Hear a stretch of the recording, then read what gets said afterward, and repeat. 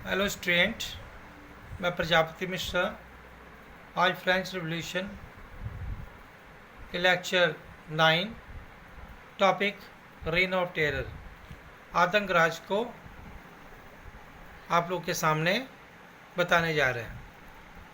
देखो, मैंने previous class में बताया था कि जोकोविन क्लब के महत्वपूर्ण नेता थे मैक्सिमिलियन रोबेस्पियर।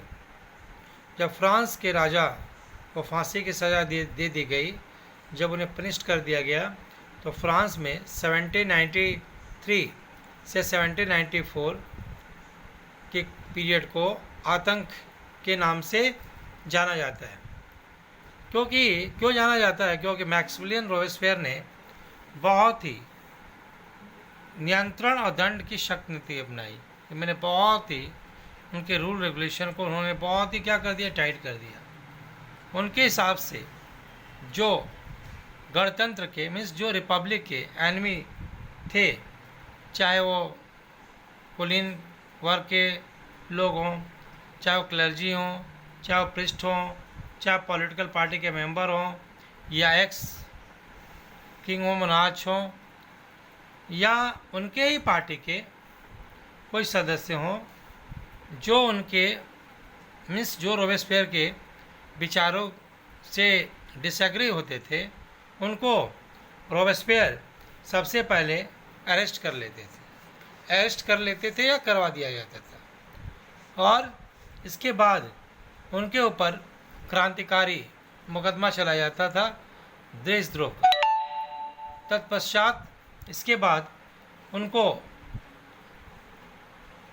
एक जो पनिशमेंट दी जाती थी उसका नाम था गिलोटिन, 2 खंभे के बीच लटकते वाली मशीन कि व्यक्ति के सर को उसके धड़ से अलग कर देना, मैंने व्यक्ति के सर को अलग कर देना। इसका नाम गिलोटिन, इसका आविष्कारक जो थे डॉक्टर गिलोटिन थे, इसीलिए इस मशीन का नाम गिलोटिन पड़ा। अब देखो, रोबेस्पियर जब गद्दी पर बैठे ना, तो उन्होंने बहुत ही कठोर कानून बना दिए। पहला क्या बना दिया? मजदूरी एवं कीमतों की अधिकतम सीमा तय कर दी। मैंने फिक्स कर दी कि वेजेस को फिक्स कर दिया और सामानों के दाम को भी फिक्स कर दिया गया कि कोई जो फिक्स प्राइस से कोई ज़्यादा कीमत पर कोई सामान को नहीं बेच सकता। दूसरा, गोश्त, मीट और वहाँ की पावरोटी को भी राशनिंग कर दी। थर्ड, किसानों को अपना जो फूड ग्रेन्स था शहरों में ले जाके बेचना था, और जो कीमत, जो प्राइस उन्होंने फिक्स कर दी थी उसी रेट पर बेचना था। उससे ज़्यादा रेट पर वो सामान को नहीं बेच सकते थे। और सभी को महंगे सफ़ेद आटे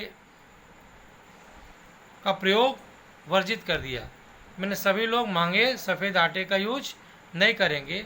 सभी नागरिकों को केवल गेहूं से बनी पावरोटी का ही इस्तेमाल करना होगा, ठीक है। और उन्होंने फ्रांसीसी पुरुष और महिलाओं को सितोयेन और सितोयीन नाम से संबोधन करने को कहा,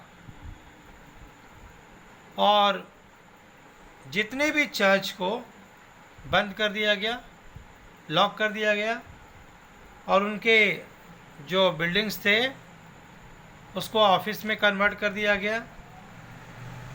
रोबेस्पियर की इस पॉलिसी से, कठोर पॉलिसी से फ्रांस की जो जनता थी वो बहुत ही परेशान होगी, त्राही त्राही करने लगी,